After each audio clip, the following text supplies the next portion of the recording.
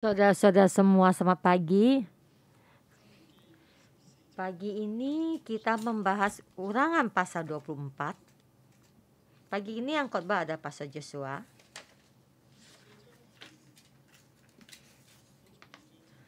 Pasal 24 pasal yang sangat penting. Ya, sebenarnya setiap pasal sangat penting. Sampai di Ulangan.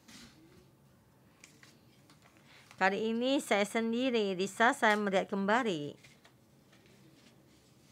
dalam keadaan kita saat ini, kita melihat kembali di saat kitab Ulangan ditulis, dan saya merasa Tuhan berbicara pada kita di saat banyak permasalahan terjadi. Dan bagaimana lagi kita memulai dari awal yang baru. Di dalam pemulaan awal yang baru, kita mesti bagaimana?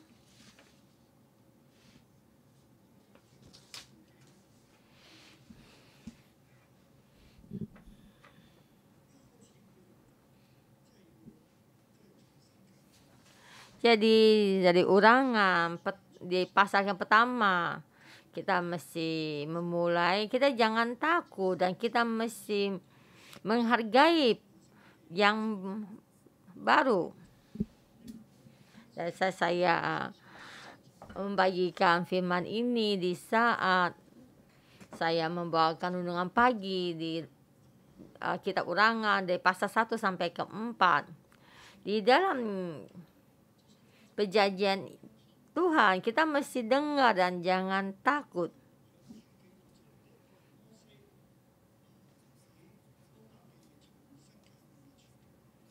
Jika dua permasalahan ini kita bawa lihat keluar di zaman Musa, di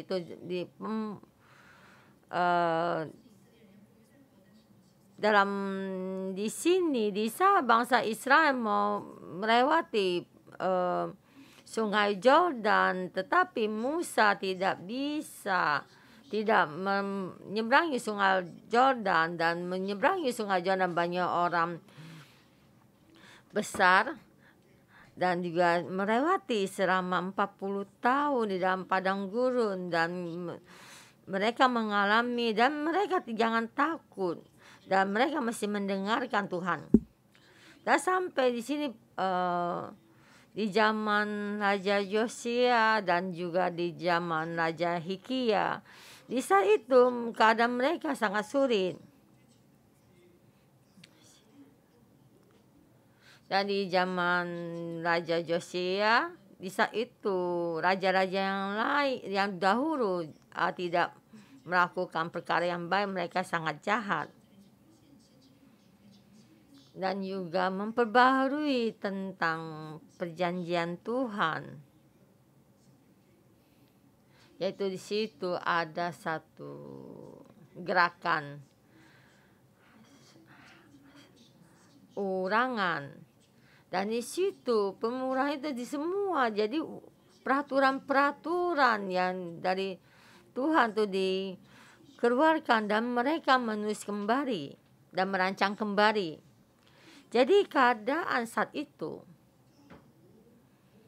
dalam negara itu sangat tidak baik, dan juga menghadapi serangan dari luar dan perekonomian tidak baik. Dan lawan-lawan mereka sangat banyak, dan tetapi mereka sangat sedikit, dan juga tentara, dan juga di dalam perekonomian mereka tidak cukup. Jadi negara itu dalam keadaan bencana. Dari sini banyak hal. Jadi saya merasa di saat itu Ulangan ditulis keluar, bukan hanya di dalam Ulangan, dan 1 Samuel sampai 2 Samuel. Dari sini juga 2 surat ini ditulis keluar. Dan di situ raja sangat penting, imam sangat penting, nabi juga sangat penting, dan banyak sisi sangat penting. Jadi awal permulaan baru.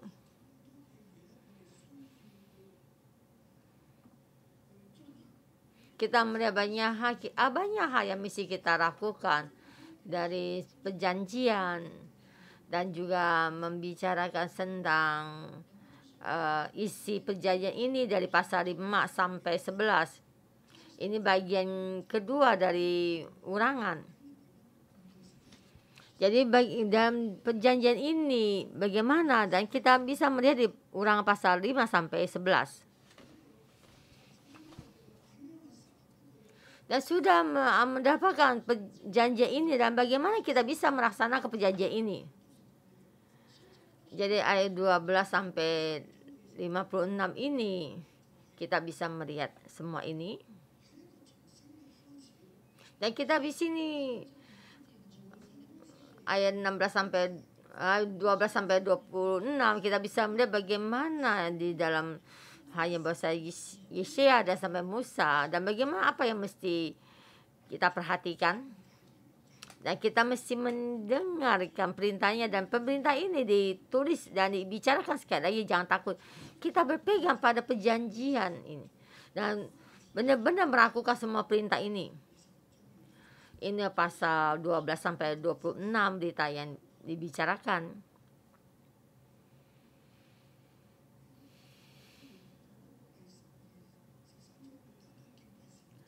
Yaitu di pasal 13 kita mesti memuji Tuhan, jangan meninggalkan Tuhan. Di dalam kehidupan kita mesti menyatakan kita ada anaknya Tuhan.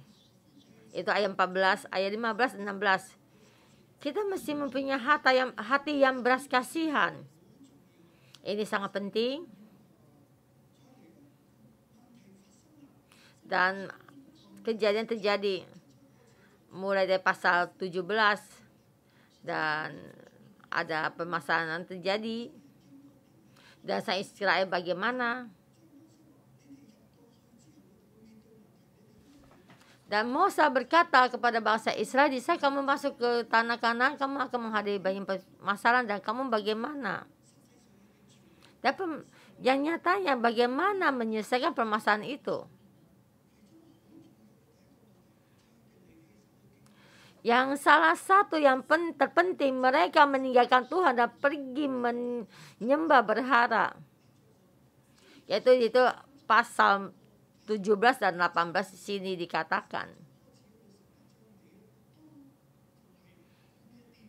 Dari ayat pasal 17 sampai 18 yang akhir di sini membicarakan mereka meninggalkan Tuhan dan menyembah berhala. Yang di tengah-tengah termasuk permasalahan mereka banyak. Dan juga saudara sama saudara tidak rukun dan saling bertengkar berdebat.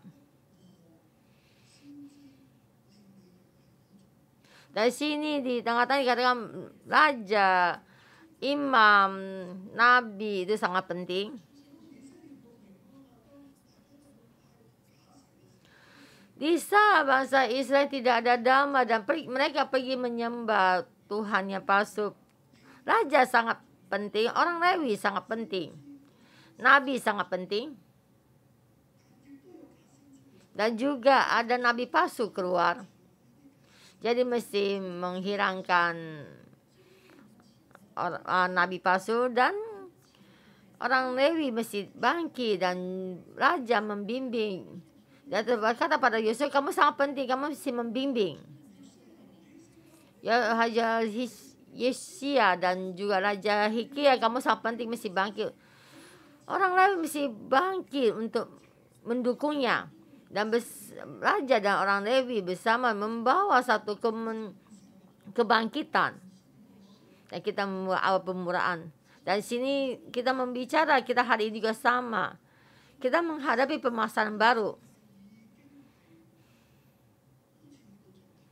Dunia ini sepertinya sudah pada titik balik.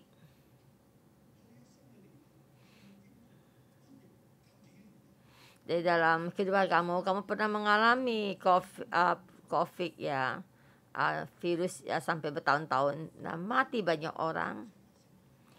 Seluruh dunia mati banyak orang. Dan juga virus ini ya belum akhir. Dan di Cina sekarang COVID-nya juga mulai bangkit.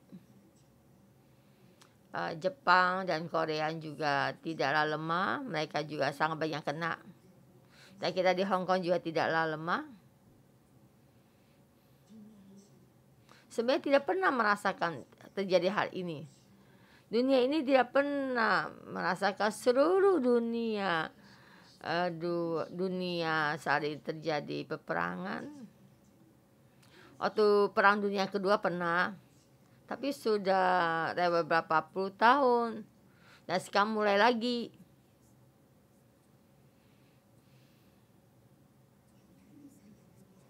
Dan ekosistem keadaan tambah sulit. Dan perekonomian juga tidak baik. Dan harga-harga pada naik. Dan juga ditambah dan orang yang rugi ya pairit, maksudnya bangkrut bertambah banyak. Dan kemarin saya mendengar berita kembali ke tahun 97 keadaan, yaitu indeks saham kembali ke tahun 97 dan sangat sulit untuk kita pikirkan. Dan kita hari ini juga menghadapi satu hal yang sangat sulit. Tapi kita ada kepercayaan. Tapi kita percaya kita satu awal pembukaan yang baru. Bahwa dunia ini jahat sampai tidak bisa jahat. Dan jikalau kita tidak ada pemuraan yang baru, akan terus jatuh ya ke sisi yang paling rumit ya, akan jatuh. Dan doa saya, Tuhan sudah cukup. Semua kehendak hatimu digenapi. Biarpun dunia ini bagaimana engkau berkuasa.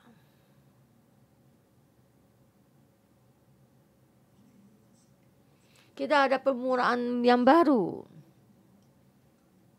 Kita Hong Kong sampai hari ini. Dan di situ pada pemberitaan dari Hong Kong. Dan Hong Kong, perencanaan Hong Kong berubah. Ada wajah baru, yaitu generasi bagian yang baru ya, generasi yang baru. Kita menghadapi generasi yang baru.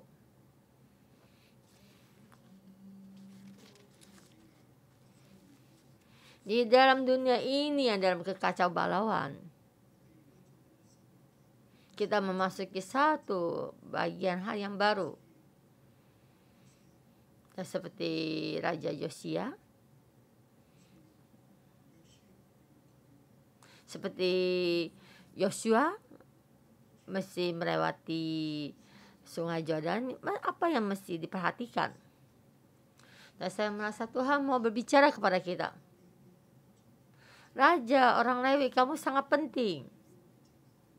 Dan kita mesti berdoa untuk pemerintah, berdoa untuk orang Lewi, dan juga kita mendoakan bagi nabi yang dalam menghadapi perangan. Dan juga pada masa ini banyak hal yang terjadi. Yaitu pasal 19 dan pasal 20, di sana ada orang dibunuh. Nah, apa yang terjadi? Di dalam sisi yang benar kita melihat, yaitu tadi sudah berkata raja dan orang Lewi sangat penting. Bisa menghadapi pembunuhan, kita mesti menghargai kehidupan. Kita mesti era yang baru ini kita mesti melihat raja dan orang Lewi dan juga kehidupan. Kita pasal 21 kita masih mendengar firman-Nya Tuhan, dan ayat 22 juga ada batasnya, dan kita mesti ada belas kasihan kepada tetangga kita, terhadap sesama kita. Dan juga kita mesti hidup dengan kudus dan tidak bercerai, itu di pasal 23. Pasal 23 ayat 10 tentang kelahiran pada malamnya. Waktu di sini dikatakan kekudusan, janganlah ada satu yang tidak tahir. Dan di sini permasalahan kita yang terjadi, dan kita mesti membawa kekudusan dan juga tidak tercerah, dan kita mesti membantu sesama dan juga bumi dan langit, dan juga mesti menghargai kehidupan. Yaitu di pasal 24 dari awal memulai era yang baru, kita mesti ada wajah baru. Dan itu ayat 21 sampai 24. Kita mesti punya kasih karunia. Bagaimana kita memasuki era pemuraan yang baru? Hari ini Bapak, dunia ini keadaan bagaimana? Bagaimana? Dan saya percaya Tuhan berkuasa. Bagaimana kita bisa berkata Tuhan berkuasa? Kita menghormati, menghargai kehidupan dan saling mengasihi. Dan kita mendengar firman Tuhan dan membantu sesama dan juga bumi. Dan kita tahu Nabi sangat penting, dan orang Lewi sangat penting, dan Raja sangat penting. Dan kita mendoakan mereka, dan kita jangan memuji Tuhan mereka. Dan di kesulitan kita akan sangat mudah berjalan ke jalannya dunia ini. Kita jangan meninggalkan Tuhan, kan kita tetap berpegang pada Tuhan. Dan kita mesti mengasihi sesama. Kita membuat satu rumah itu sangat penting.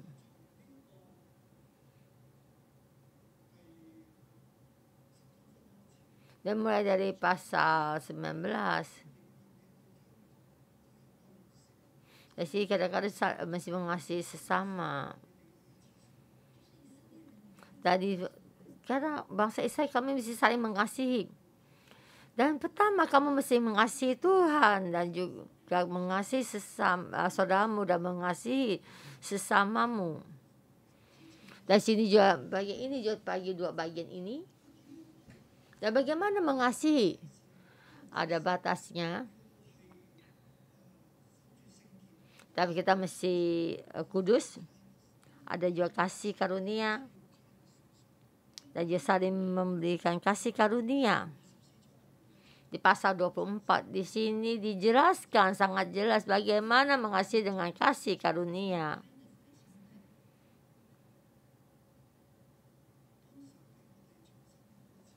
Bisa Tuhan memberikan pada kita era pemuraan baru.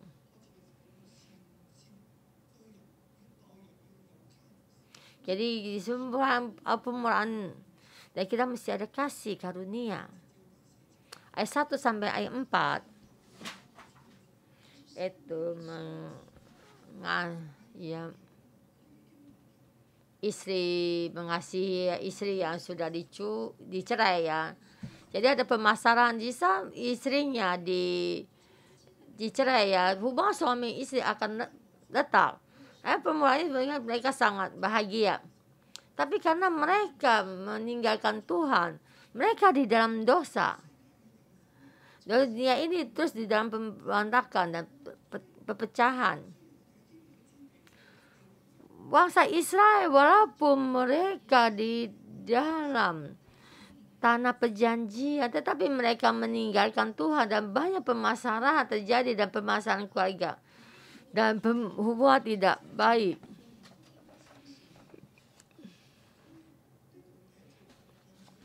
Yang ini di Ulangan pasal 24 ayat 1. Apabila seseorang mengambil seorang perempuan dan menjadi suaminya, Dan jika kemudian ia tidak menyukai lagi perempuan itu sebab didapatinya yang tidak senonoh padanya, lalu ia menulis surat cerai menyerahkan ke tangan perempuan itu, sesudah itu menyuruh dia pergi ke rumahnya. Dan permasalahan ini terjadi. Dan saya merasa istrinya sudah didapati tidak senonoh ya. Dan melihat apapun juga tidak menyukainya lagi.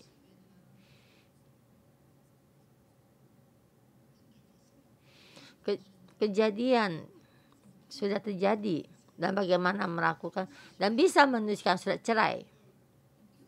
Kamu tidak mau dia lagi dan menyuruhnya pergi, kamu mesti menyuruhkan surat cerai.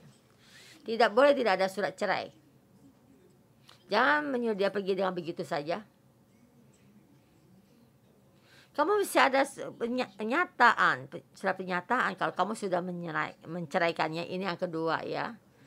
Ayat 2, dan jika perempuan itu keluar dari rumahnya dan pergi dari sana lalu menjadi istri orang lain dan boleh menikah lagi. Jikalau dia menikah lagi dan suaminya yang kedua tidak menyukai lagi dan juga menceraikannya, atau yang mengawininya suaminya meninggal, ini perempuan yang sudah diceraikan, suaminya yang terdahulu yang pertama jangan menikahinya lagi kembali.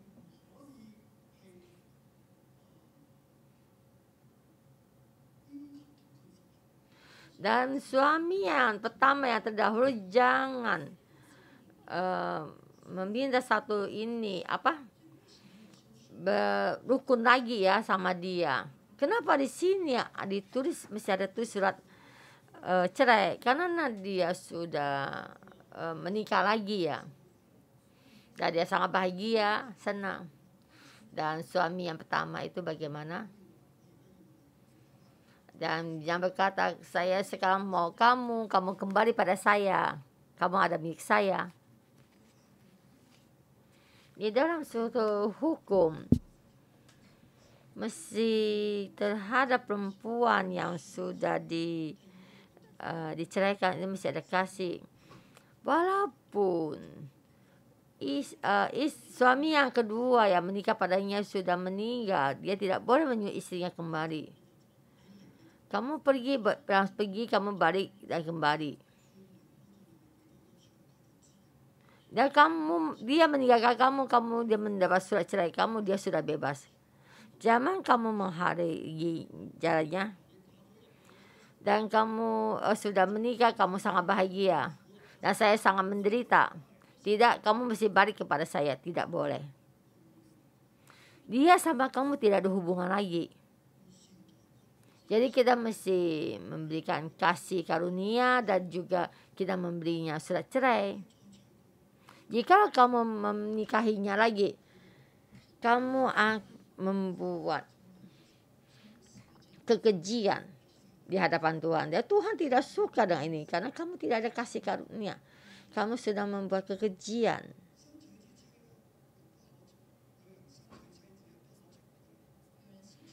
Ada biasa orang mengambil istri, janganlah keluar bersama-sama. Nah, dengan tentara maju berperang di sini kita dikatakan untuk membuat ya menyukakan hati perempuan istri kamu. Jadi kamu di dalam 1 tahun kamu mesti menyukakan hati istrimu. Satu perempuan menikah kepadamu, kamu mesti menyukakan hatinya, membuatnya bersuka cita. Ya betul, Tuhan bersuka cita. Tuhan menyenangkan hati, Tuhan menyenangkan hati istri. Jadi kamu berhak untuk menyenangkan hati istrimu. Jadi apapun kamu boleh tidak melakukan supaya dia bersuka cita. Kamu ini di Urea sama Rusia berperang. Saya bosan menikah, jadi saya tidak boleh pergi keluar berperang. Bisa permasalahan terjadi permasalahan hubungan suami istri. Ada juga bisa ada permasalahan karena menghadapi tekanan. Bisa orang menikah, maka kamu mesti menyenangkan hati istrimu. Memang kamu ada tugas, walaupun permasalahan negara kamu mesti meletakkannya. Karena kamu terhadap istri kamu ada tanggung jawab, kamu sedih menyenangkannya karena kamu baru menikah. Ayat kita melihat bagian ayat 6 sampai ayat 10 sampai 13. Ini terhadap orang yang punya hutang. Ayat 6. Janganlah mengambil kirangan atau batu kirangan atas sebagai gadai, karena yang demikian itu mengambil nyawa orang sebagai gadai.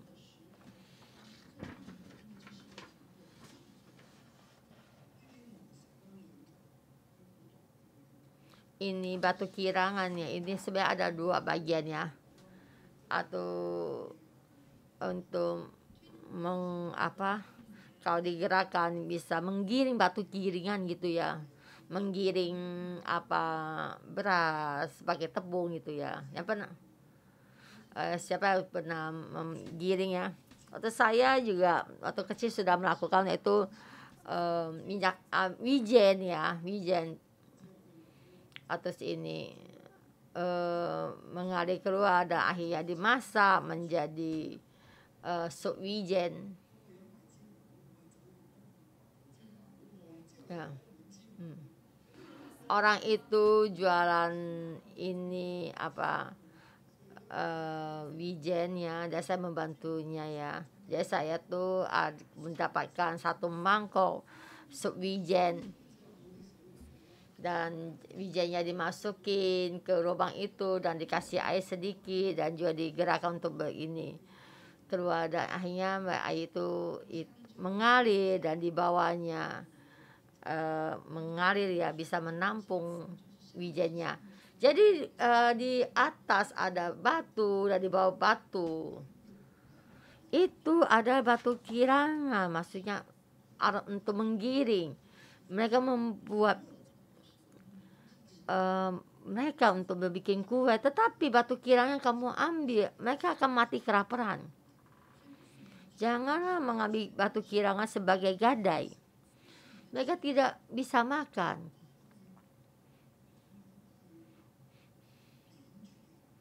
Jadi jangan begini kita mencekik orang menjadi tidak bisa makan. Kita mengendalikannya. Menyuruh mereka membayar uang, tidak boleh. Dia mengutang berapa pada kamu pun juga. Ini mangkok mereka makan ya, untuk makan. Jangan kamu mengotak-atiknya ya. Ayat 10 sampai 13. Bukannya kamu juga mengambil batu kirangannya. Kamu meminjam uang kepadanya. Dia memang memberikan gadai pada kamu memang. Kamu jangan masuk ke rumahnya. Saya mau yang ini. Yang paling mahal kamu ambil. Selain batu kirangan. Ada apa lagi yang paling berharga? Kamu jangan masuk ke rumahnya memilih. Dan mengingat saya perlu yang mana. Dan dia bawa keluar apa yang digadaikan ke kamu, apa. Jangan kamu melakukan ini, jangan keterlaluan. Dia bisa memberikan pada kamu, dan dia merasa dia bisa damai. Dia kamu ya terima yang itu. Jangan kamu ambil yang paling penting bagi orang itu. Jikalau dia ada orang miskin, jika dia memberikan pinjam itu pada kamu, jangan gadainya kamu kalau yang gadaikan pada kamu, jangan sampai matahari terbenam. Sebelum matahari terbenam, kamu mesti mengembalikan pada. Sini dikatakan yaitu pakaian untuk menutupi tubuhnya dan mengambil uang kamu. dan tidak ada apa yang bisa digadaikan, dan dia menggadaikan pakaiannya. Kamu mengambil pakaiannya dan sampai matahari terbenam. Sebelum matahari terbenam kamu mesti memberikannya. Entah malam itu dia tidak bisa menyelimuti tubuhnya. Dan ini kamu tahu apa yang terjadi? Dan dia akan berdoa kepada Tuhan. Tetapi dia ada di misal ada pakaian untuk menutupi tubuhnya, dia akan berterima kasih, akan memberkatimu. Ini adalah kehendak-Mu. Jadi kamu mesti memberikan orang kasih-Mu kepada orang miskin, daripada saudara-saudaramu. Bagian ke ayat ke-7. Orang yang kecil ya, itu jangan menjual, menculik orang dan menjualnya. Karena ada orang penculik anak gitu ya, mesti dibunuh. Di sini Tuhan tidak terima kalau menjual beli ada anak. Di jalan Yosia, di zaman Raja Hizkia, pembahasakan itu sangat sulit. Jadi ada penculik ya, menculik anak, menjual anak dan membawa anaknya dijual jadi budak. Ada yang bagi demi untuk diri sendiri di dalam dunia yang kacau balau ini. Di dalam perekonomian yang sulit ini, permasalahan ini banyak yang terjadi. Mohon Tuhan bantu kita. Kita menjadi anaknya Tuhan. Kita bukan hanya saling mengasihi, tapi kita terhadap sesama mesti punya kasih. Bukannya kita jangan mencelakakan orang, tapi kita mesti memperhatikan kebutuhan orang, dan juga kita mesti melindungi yang orang yang terkecil. Dan juga di sini ada orang yang tidak kudus, dan juga ada penyakit kusta, itu ayat 8-9. Dan kita juga mesti mengasihi orang yang tidak kudus. Ada orang penyakit kudus, kita mesti waspada. Imam menyuruh kamu melakukan apa, dan kamu mesti melakukan apa. Dan seperti ya kamu saat kamu keluar dari kamu keluar dari Mesir, di saat Maryam dan juga Harun menista Musa, dan Tuhan murka dan Maryam kena kusta. Sebenarnya Harun juga mesti kena kusta, tapi karena dia punya tugas sebagai imam, jadi Harun bisa terhindar dari penyakit kusta ini. Dan Maryam terkena penyakit kusta, dan Musa berdoa kepada Tuhan untuk menghilangkan, maksudnya mengasihi Miriam. Dan di situ selama 7 hari di kemahnya tidak boleh keluar Maryam. Dan kita mesti mengasihi orang yang tidak kudus. Jadi saudara-saudara semua, kita mesti mengasihi orang yang kena COVID. Kita bukan yang berkata orang yang kena COVID ada dosa, bukan ya. Dan ada orang yang sangat takut pada COVID. Dia kamu penyakit COVID, saya mentah berapa meter ya, termasuk juga orang rumah. Dan orang rumah kita sendiri. Kamu jangan membuat ini kena saya. Supaya tidak boleh. Dan kita juga mesti semua peraturan dari pemerintah kita melakukan. Tapi hati kita terhadap keluarga kita, terhadap teman.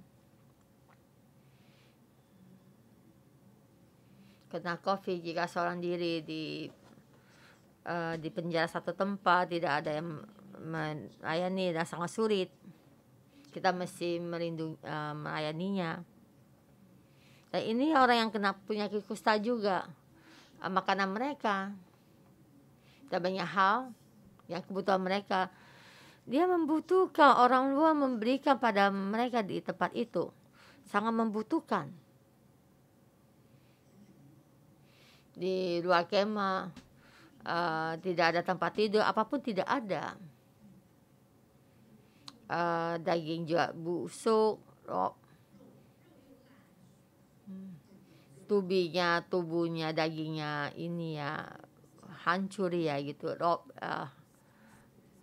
Sangat menderita di sini. Orang kena COVID juga tidur di situ dan terus batu, bangun juga sangat sulit, susah bangun.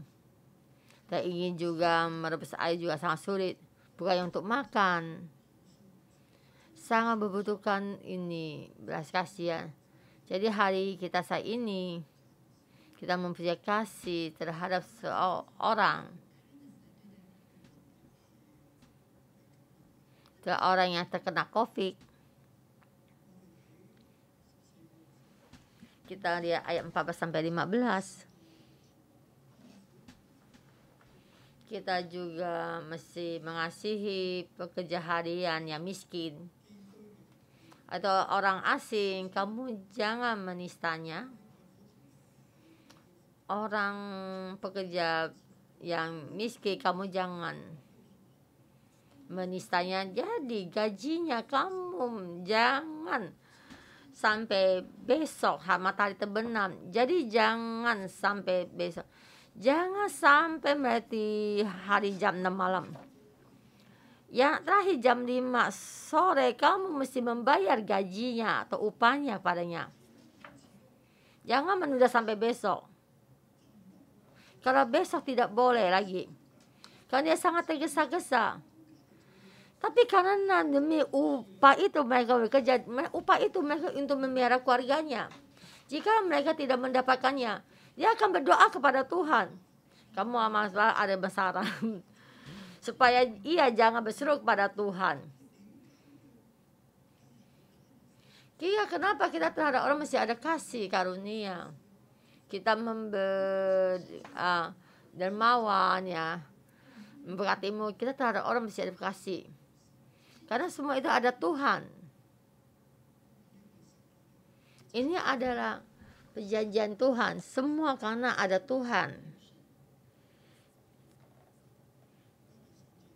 Ayat 15 ini katakan,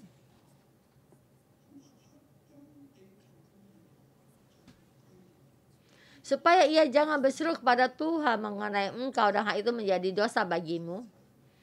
Yang itu ayat 13 juga.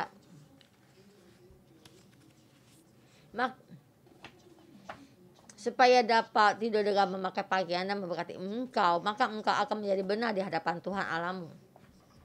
Ayat 19, apabila engkau menuai di ladangmu tak terlupa seberkas ladang, maka jangan engkau memberkati untuk mengambilnya. Karena ada Tuhan. Karena dari awal pemula kita memulai dari kita memegang perjanjian ini. Bagaimana Tuhan menjaga kita, maka kita mesti menjaga semua orang, terutama orang yang sangat lemah. Dan sama orang asing, yang janda, anak yatim.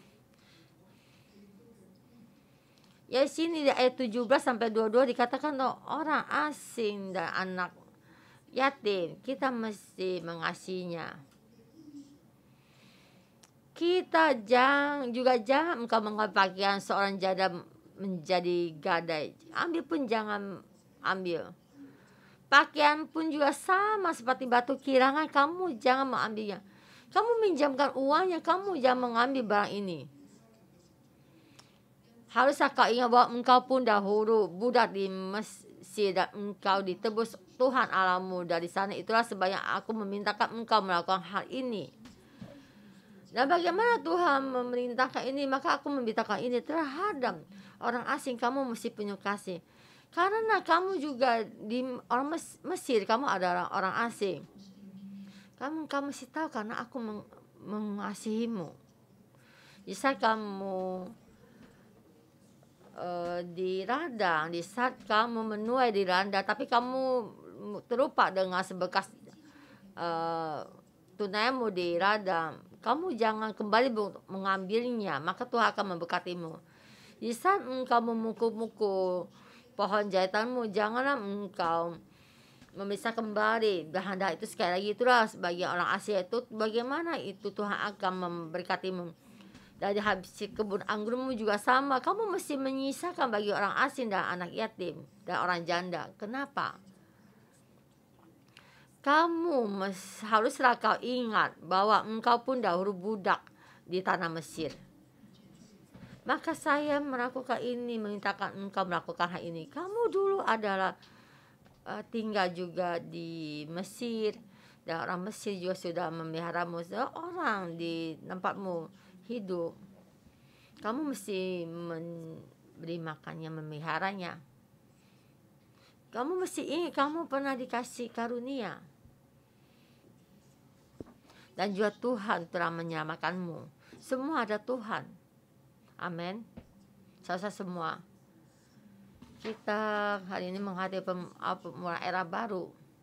Kita mesti ingat kasih karunia. Itu yang di pasal 24. Setiap orang kita mesti punya kasih karunia. Tuhan akan memberkati kita. Amin. Tuhan, terima kasih. Tuhan, kasih karuniamu. Empat penjuru mengiringi kami. Tuhan, kasih-Mu lebih besar, lebih tinggi kenyataanmu. Kami mesti merenungkan kembali kasih-Mu dan merenungkan kembali kasih-Mu, yang hal yang baik-Mu.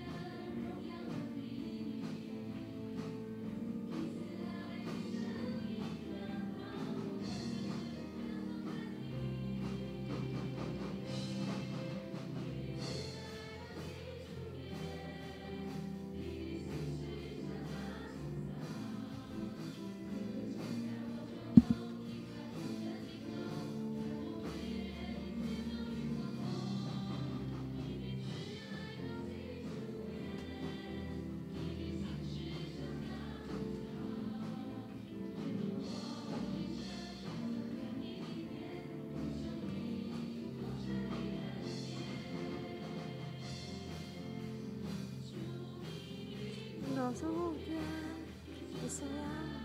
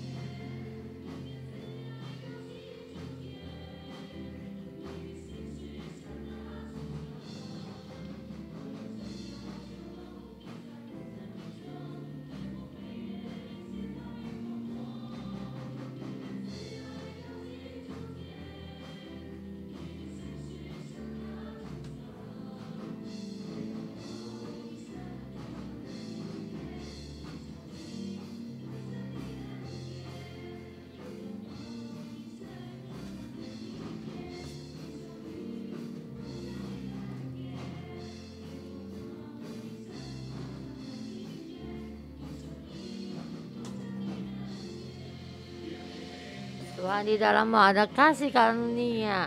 Di dalam-Mu ada kasih karunia. Kami di dalam-Mu. Kami berterima kasih dan memuji-Mu. Engkau mengasihi kami. Entah mengasihi sesama kami di dalam firman ini, Tuhan. Engkau berikan kami dalam era yang baru. Di dalam hubungan kawinan kami ada awal pemuraan. Tuhan, kami berterima kasih di dalam hubungan suami istri kami dalam hubungan pernikahan kami dan pemasaran kami mesti melewatinya. Kita bersama, kita berdua untuk diri kita sendiri, untuk pendamping kita. Tuhan juga mengasihi pernikahan-Mu, di pernikahan ini, di dalam kehidupan ini ada hubungan ini. Kita ada suatu kesulitan, engkau berdoa untuk hubungan. Tuhan akan bantu kamu di dalam hubungan. Tuhan berkata hari ini ada satu permulaan yang baru, yaitu dengan ibu dan hubungan dengan anak-anak. Mohon Tuhan membantu kita melewati semua ini. Kita tidak tahu kita berjalan bagaimana, tapi Tuhan berkata saya ada jalan keluarnya. Kalau kita dengan teguh kita berdoa, kesulitan ini kita serahkan pada Tuhan. Satu permulaan baru di dalam hubungan ini kita berdoa bersama.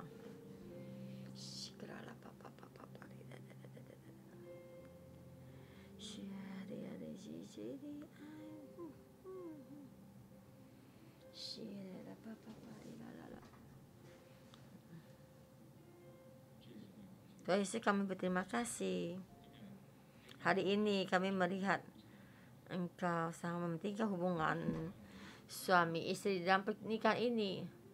Tidak mudah untuk jalan-jalan ini, dari manis sampai sekarang ini dalam kesulitan ini, di dalam pertengkaran, ya ini dalam hubungan yang retak ini. Tuhan bantu kami setiap orang, supaya kami jangan keluar, supaya kami saling mengasihi sesama kami, hubungan kami. Dan kami tidak bisa bagaimana hidup dengan sesama kita, dan kita tidak tahu. Dan jatuh perilaku dan sifat yang sangatlah berbeda dengan kita. Maka kita hubungan ini dan tidak baik. Tuhan bantu kami, beri kekuatan pada kami dan beri tahu kami. Kita masuk ke era yang baru. Dan kita bersedia mengikuti, beri saya hikmat, beri kekuatan untuk mengikuti-Mu. Tuhan bantu kami, berkati kami apa yang kami doakan tadi setiap ini. Hubungan sesama ini dengan hubungan sesama istri dan orang Tuhan, dan juga semua apa yang baik. Tuhan, kami muji-Mu. Saya mengucap ini kamu di rumah dan di sini juga di dalam online, tahu kamu di dalam kemiskinan dan penyakit dan juga ada utang dan hubungan suami istri dalam perang dingin. Saya mengundang kamu bangkit berdiri, kamu berdiri di hadapan Tuhan, kamu berkata Tuhan. Tuhan berkata dengan kasih karunia mengasihi-Mu dan semua kesulitan kamu sangatlah sulit. Biarpun kamu dalam kesakitan, kamu dalam Tuhan ini, kamu buka mulut dan bicara pada Tuhan. Engkau tahu pada Tuhan kamu tidak kudus. Beberapa orang tidak tahu, tapi kamu sendiri tahu. Dan kamu juga tahu, Tuhan tahu. Dan hari ini Tuhan mau dengan kasih untuk kamu buka mulut, berdoa pada Tuhan. Walaupun dalam rumah tanggamu dalam kesulitan, dan kamu ngutang, dan juga kamu kena COVID ya, dan juga kena COVID, dan juga dalam ada efek samping dari penyakit COVID-nya. Kamu dari sini, dan saya mengundang kamu bangun berdiri, dan juga kamu tahu banyak saudara kamu, kerabat kamu dalam kesulitan ini, dan juga kamu juga tahu mungkin pembantu rumah tanggamu dan semua, dan juga anggota selmu, semua kesulitan kamu engkau beritahu kepada Tuhan. Beritahu kepada Tuhan kesulitanmu. Tuhan, saya berdoa pada setiap orang, pada istri yang tidak puas, saya memohon kepadamu Tuhan. Dan suami tidak bisa menyenangkan hati istri dan menyenangkan, di dalam hatinya banyak kepahitan, dan kita tahu mereka di dalam hutang dan tidak tahu bagaimana hutangnya bisa dilunasi, dan tidak ada jalan keluar. Tuhan memberikan kasih-Nya, dia jalan keluar bagi mereka, dan mereka mendapatkan penyakit COVID ini, dan sepertinya tidak ada tenaga, mereka batuk dan mereka dalam sakit, dan mereka kena COVID, dan mereka jarang pun tidak ada tenaga, tapi Tuhan Kau bantu mereka, dan Kau jempuhkan semua yang ada di dalam mereka dan keluarga mereka semua dalam kekurangan ini, dalam kesehatan mereka dalam kesulitan. Tuhan, Engkau lebih lagi mengasihinya yang mengambil uang pemerintah. Kenapa di gereja banyak orang yang diberkati? Kenapa saya mesti mengambil uang pemerintah? Tapi Tuhan, Engkau terhadap saya punya kasih karunia yang duduk ya di dalam tempat duduk ini, saudara-saudara semua ya, kita terhadap orang kita membutuhkan kasih karunia. Kamu berjalan ke tempat mereka, Engkau mendoakan kebutuhan mereka, dan Engkau membuat satu saudara atau saudari. Kita mesti berjalan dengan kasih-Nya Tuhan. Dan berarti kebutuhan kita memohon kepada Tuhan. Engkau bertanya pada apa kesulitanmu, apa yang membuat kamu kesulitan. Saya tahu kamu dalam penderitaan, saya mau mendoakan bagi kebutuhanmu. Tuhan, Engkau berkati kami, supaya kami menjadi orang yang memberkati orang. Dan kita saling mendoakan.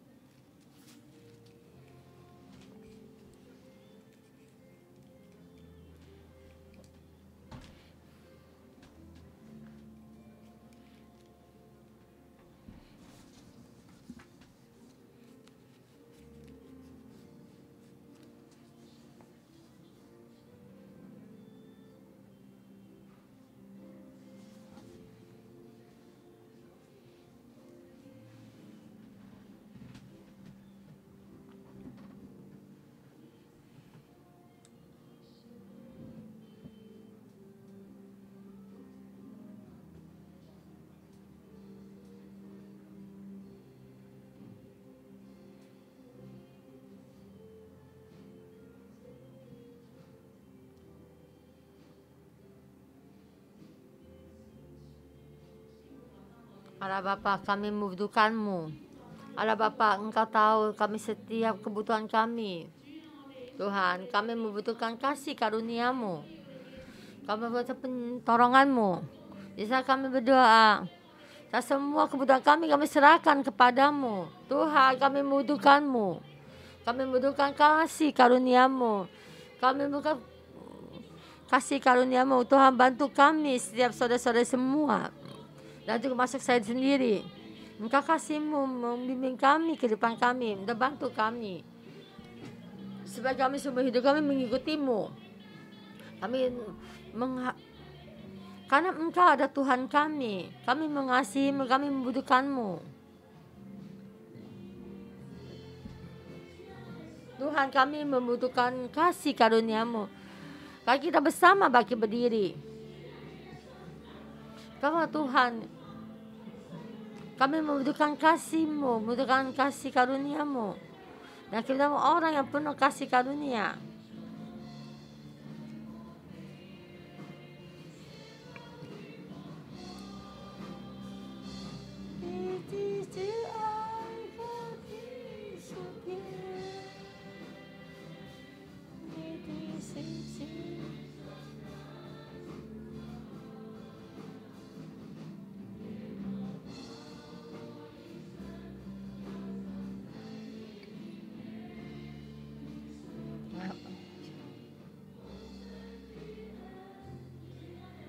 Tuhan, terima kasih-Mu yang di dalam kehidupan kami, di dalam Hong Kong ini. Kami yang sangat membutuhkan-Mu. Tuhan, lindungi kami. Tuhan, kami membutuhkan-Mu, saudara-saudara semua. Bagi kita mendoakan bagi staf-staf gereja ini. Dan orang Lewi maju ke depan mimbar. Di saat ini, Raja, Imam, dan Lewi, Nabi juga sangat penting. Dan setiap staf gereja kita juga memberi kita kasih karunia dan kasih karunia-Nya. Dan salah-satu semua, Engkau angkat tangan kamu yang kudus, kita mendoakan staf-staf gereja kita. Dan kita mendoakan Pastor Joshua dan Simon dan juga staf-staf gereja. Dan juga Tuhan kita kasih karunia. Kita bisa mengikuti Tuhan ada kasih karunia. Saudara-saudara semua, kita berdoa untuk kehidupan kita sendiri. Tuhan, ini kita kasih-Mu. Tuhan, kami hilangkan semua kelemahan kami. Tuhan, Engkau angkat semua yang masa keangkuhan kami tidak percaya diri dan semua yang penggodaan dari dunia ini dan semua yang tidak baik ini meninggalkan kami. Dan kita berdoa untuk kehidupan kita.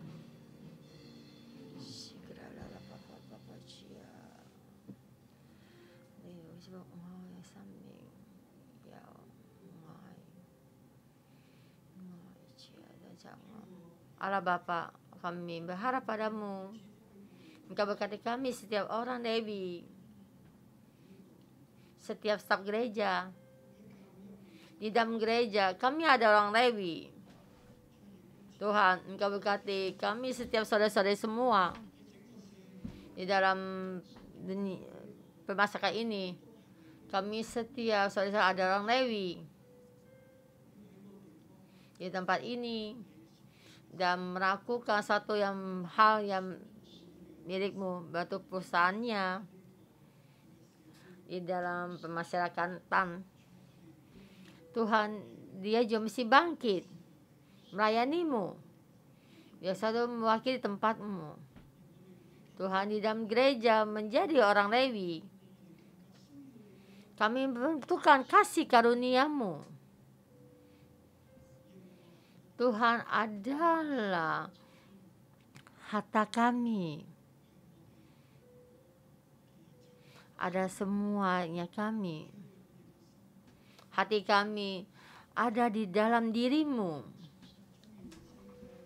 Bapa, dunia berkembang sampai bagaimana? Di dalam kesulitan, hati kami tetap kembali kepadamu. Memberi kami kepercayaan, berikan kekudusan. Engkau bantu kami. Dalam nama Tuhan Yesus. Amin. Saya bagi kemuliaan bagi Tuhan, saudara-saudara semua. Di sini bisa berkata ada kasih karunia terhadap orang yang punya hutang, terhadap istri, orang asing dan janda dan yatim piatu, dan terhadap semua orang. Kita mesti punya kasih karunia. Nah, kami boleh kembali. Dari sini dikatakan apa? Dan terutama ya, kalian silakan duduk. Dan kalian tahu kita setiap orang menerima kasih karunia Tuhan. Tuhan menyukamu membantu orang. Tuhan memberkatimu. Kalian tahu. Kita setiap orang menerima kasih ini dari Tuhan. Kita sebagai tidak kudus, kita adalah orang berdosa, kita orang miskin. Kita ada pengharapan. Semua yang Tuhan berikan pada kita. Kita menerima berkat yang sangat berkat ini dari Tuhan. Dan Tuhan bukan hanya memberikan kasih karunia kepadamu, dan Tuhan juga menyukai kita mesti terhadap orang yang punya kasih karunia. Nah, kamu bagaimana menjadi orang yang memberkati? Memang sekarang kamu sangat miskin, hubungan suami istri tidak baik, dan emosi kamu tidak baik, dan kesenggol sedikit emosimu tinggi. Bagaimana kamu bisa memberikan kasih karunia kepada orang? Tapi kita mesti mendengar firman Tuhan dan menjaga semua perintahnya Tuhan. Kamu perlahan-perlahan kamu yang menerima kasih karunia dari orang, tapi kamu akan memberikan kasih karunia kepada orang lain. Kamu akan berubah. Kamu terus berjalan dalam kebenaran firman Tuhan. Walaupun dalam keadaan apapun, engkau memberikan kasih karunia kepada orang lain. Engkau akan mendapatkan kasih karunia. Kamu akan berubah karena ada Tuhan. Kamu akan berubah karena ada Tuhan. Dunia ini terus berubah. Tapi dunia berubah bertambah jahat. Tapi Tuhan kita, Tuhan yang bawa kita keluar dari padang gurun. Tuhan membimbingmu. Tuhan kita sangat nyata. Engkau datang ke gereja 61, kamu merasa Tuhan itu sangat nyata. Dan waktu berjalan sangat cepat. Benar sangat cepat. Karena Tuhan ada di tengah-tengah kita. Bagaimana kita berjalan dalam kesulitan ini? Bagaimana di dalam era yang baru ini kita bangkit dan menjaga perintahnya Tuhan, dan terhadap sesama ada kasih karunia, ada batas, dan mengasihi sama sesama dan menjaga perintah Tuhan. Kamu akan berubah. Baik kita sama bangkit berdiri. Engkau menerima kasih karunia Tuhan. Kamu di dalam kasih karunia, kamu dengan kasih karunia memberkati orang. Maka kita di sini puji. Kita di sini di saat lagu puji-pujian ini dinyanyikan, kita di dalam roh kita menerima. Roh kita terbuka.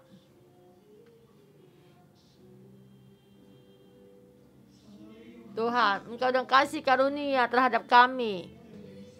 Kami menerima. Kami berjalan di dalam kasih karunia-Mu.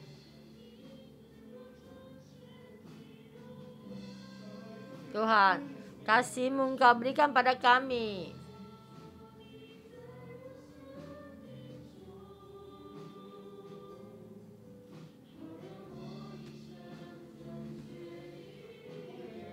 Kami menerima.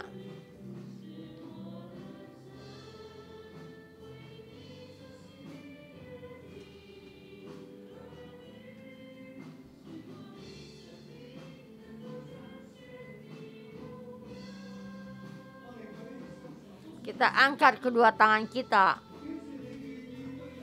Kamu menyatakan kamu bersedia terhadap orang.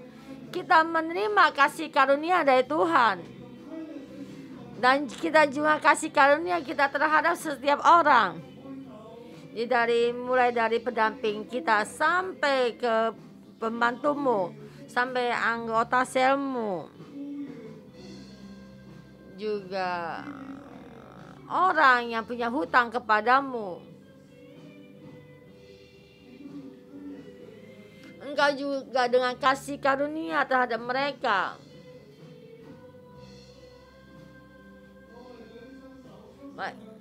Kita angkat kedua tangan kita menghadap ke langit. Tuhan, Engkau memberikan berkat kami yang lebih besar pada kami. Kami menerima berkat yang dari langit. Kali saling mengasihi.